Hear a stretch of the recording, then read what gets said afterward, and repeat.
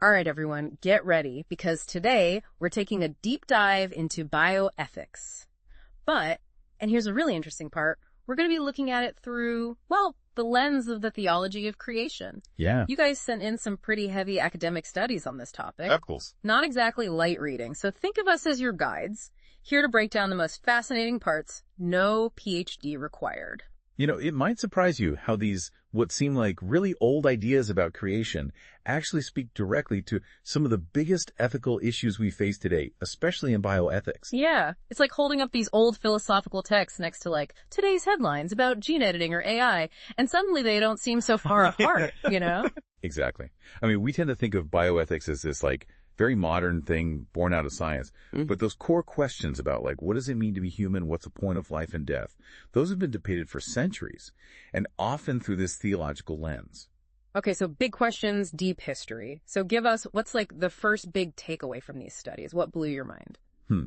Let's start with this idea of natural law and how it connects to what the source calls our divine blueprint.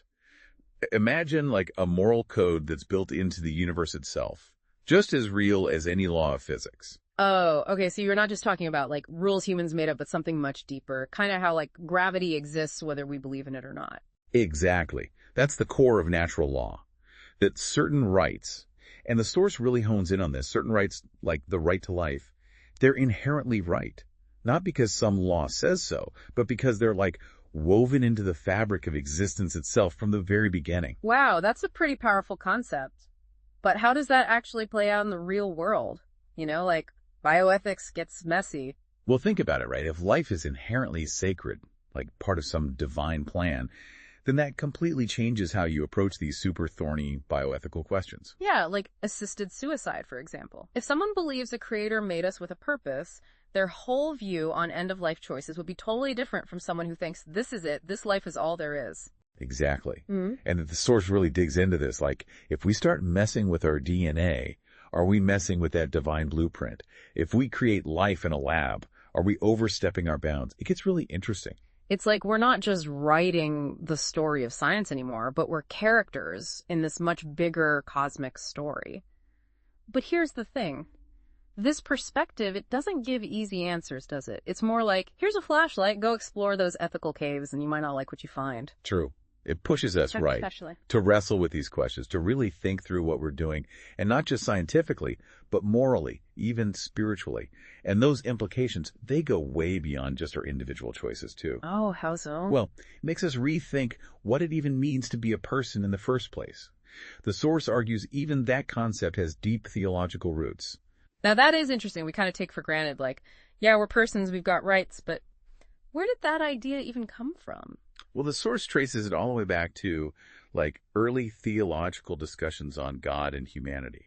The idea of a person as this being with inherent dignity, with reason, with relationships, the ability to make moral choices that didn't just appear out of nowhere. It's connected to how we understand the divine. So it's not just what science lets us do, but what our beliefs about personhood compel us to do or not do. It's like adding this whole other dimension. And you know that actually changes how we see the human body, too. It's not just some abstract philosophy anymore. Right. The source really pushes back against this idea of the body as just a machine, you know?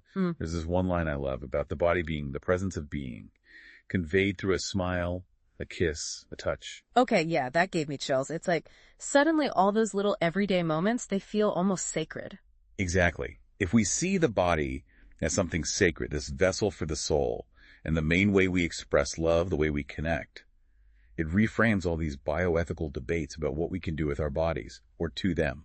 Which brings us to, I mean, let's face it, this huge topic, death. No matter what you believe, it touches everyone. Yeah, in the source, it tackles this head on. It looks at the medical definition, the cold, hard facts, but also the philosophical, the theological side of things, too. So, like, clinically speaking, what does it even mean to die? Well, the source really focuses on the brain here.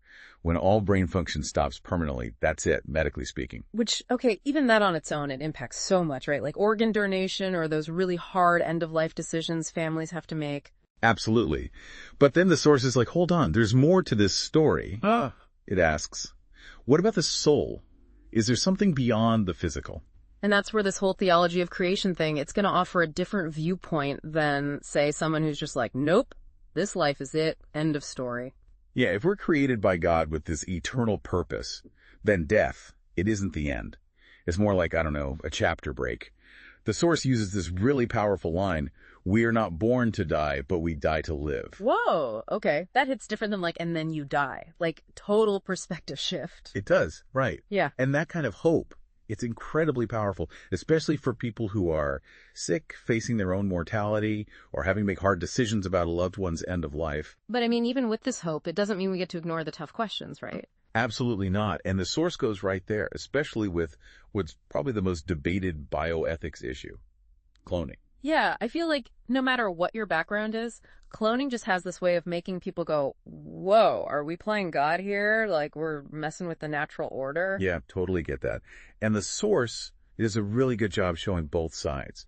The people who see cloning as this potential breakthrough for medicine, and the people who are like, no way we're crossing a line. And it would be easy to just be like, here's the pros, here's the cons, but what I like about these sources is they go deeper, you know? Like, why do people feel this way? Exactly. And for a lot of people who oppose cloning based on this theological view, it's about devaluing human life. Like, do we become just copies, commodities, instead of unique creations? That reminds me of that line in the Source about cloning being a tragic parody of God's omnipotence. Such a powerful image. And it really highlights how the debate isn't just, can we do this scientifically? Mm-hmm. It's about respecting life and realizing we don't have all the answers. So just because we can clone doesn't mean we should. This theological view really makes us think about those limits. For sure. And that leads right into the Source's argument about stewardship. Oh, right. That we're not in charge, just free to do whatever we want with creation. Yeah, like with great power comes great responsibility. And our choices in bioethics, they don't just impact us, but future generations. Maybe even life itself. Whoa, okay. That's humbling. But practically speaking, what does that even look like? I think it's about balance, right? How do we keep pushing the limits of science, but do it carefully, acknowledging that we don't know everything? It's like how those early theologians were wrestling with these massive questions.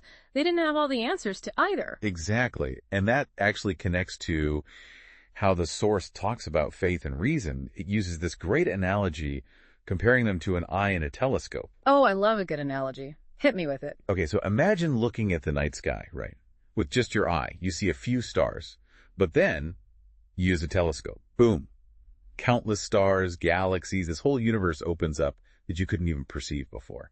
That's kind of what faith can do in this context. It's like that telescope giving us a new way of seeing. So it's not about ignoring logic or science, but about using faith to help us understand it better, apply it in a way that lines up with our values. Exactly. And in bioethics, where we're always pushing those boundaries of what it means to be human, that clarity is so essential. It's like someone handed us this ancient map, but instead of it leading to, like, buried treasure, it shows us how to navigate bioethics. And like any good map, it doesn't tell us everything right, but it helps us ask the right questions. Which is probably even more important when we're dealing with stuff like, how do we even define life? Or is it okay to mess with human biology? Totally. It's like this theological perspective. It reminds us to be in awe of these big questions. Yeah, it's not just science. It's about our place in the universe, you know? It reminds us that we're not just these biological machines. We have souls. There's a bigger purpose. It adds a whole other layer to think about. And speaking of layers, we didn't even get to talk about what the Source said about technology and its limits. Like, it seems like we always try to find a tech solution to what are really deep human problems. Oh, absolutely. And the Source is very clear. Technology can't tell us what it means to be human. It can't tell us what a good life is or how to deal with death. We need other tools for that. So then where does that leave us? If tech isn't the answer, then what role should faith have in bioethics? It's not about blindly following faith and rejecting science. The Source is all about using both faith and reason. Remember that analogy with the eye and telescope. We need both to get the full picture. Right. Faith is like that boost to our vision, helping us really grasp what's at stake ethically. Exactly. And as we get further into all this new territory, gene editing, AI, who knows what's next, that ability to see things clearly, ethically, it's only going to get more important. So, to everyone listening, we've given you a lot to think about today. We really went deep into bioethics, looking at it through this lens of the theology of creation, found all these cool connections between old wisdom and modern-day dilemmas. We questioned some assumptions, asked some tough questions, Hopefully this sparked some new ideas for you. If there's one thing to take away from all this, it's that when science and faith meet, it's not about easy answers. It's about being part of the conversation, wrestling with the tough stuff, and remembering to approach all this with humility. Who knows, maybe by asking the right questions, we can help build a future where science and spirit actually work together for good. Thanks for joining us for this deep dive. We'll catch you next time as we explore even more big ideas.